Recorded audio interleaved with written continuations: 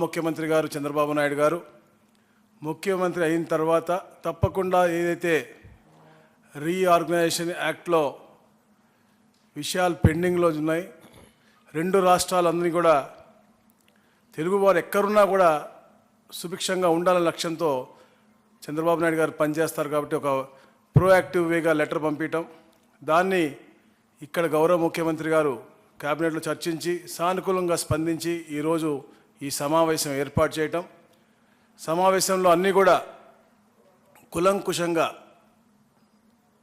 చర్చించి అందరు అడ్వైజర్లు తీసుకుని ఎవరైతే మంత్రివర్యులు ఉన్నారో అలాగే అధికారులు ఎవరైతే ఉన్నారో అందరికీ కూడా సలహాలు సూచనలు తీసుకుని డిస్కస్ చేసి ఇవన్నీ కూడా, ఎందుకంటే మీ అందరికీ తెలుసు తెలంగాణ ఒక ఉద్యమంతో ఒక నిధులు విధులు కేటాయింపులతో ఏర్పాటైంది, అంటే దాని మీద ఉద్యమం చేసి ఏర్పాటైంది. అలాగే ఆంధ్రప్రదేశ్ అభివృద్ధి వారి యొక్క సెంటిమెంట్లు కూడా చాలా పరిణామం తీసుకుని ఎవరు యొక్క మనోభావాలు దెబ్బతినకూడదు,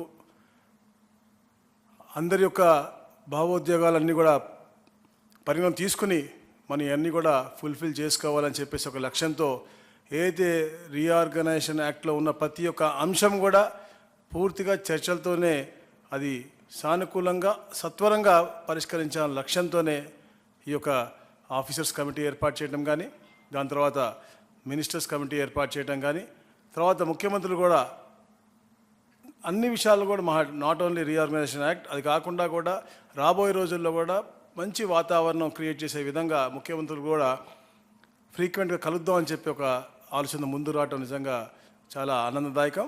అలాగే మరి ముఖ్యంగా ఎలా అయితే గౌరవనీయులు బట్టి విక్రమార్క చెప్పారో, తెలంగాణ రాష్ట్రం ఏర్పడిన తర్వాత డ్రగ్స్ ఫ్రీ స్టేట్గా చేయాలని చెప్పేసి తపనతో పనిచేస్తూ ఉన్నారు. దాని మీద కూడా సుదీర్ఘంగా చర్చించి ఏదైతే అక్కడ ప్రభుత్వం ఏర్పడిన తర్వాత ఒక సబ్ కమిటీ మేము వేసుకోవడం జరిగింది 6 మంత్రులతో.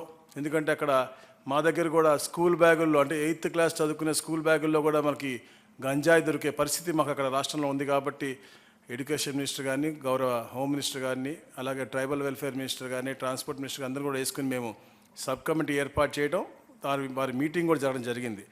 సో అక్కడ ఉన్నటువంటి ఈ యొక్క డ్రగ్ కల్చర్ని ఇక్కడ ఉన్నటువంటి డ్రగ్ కల్చర్కి లింక్ ఉంది. ఎందుకంటే అక్కడ ఉత్పత్తి అయ్యి ఇక్కడికి ఎక్కువగా వస్తుందని చెప్పేసి ఇక్కడ ముఖ్యమంత్రి గారు చాలా కన్సర్న్గా ఉన్నారు. కాబట్టి ఒక జాయింట్గా ఒక 2 అధికారులు అడిషనల్ డీజీపీ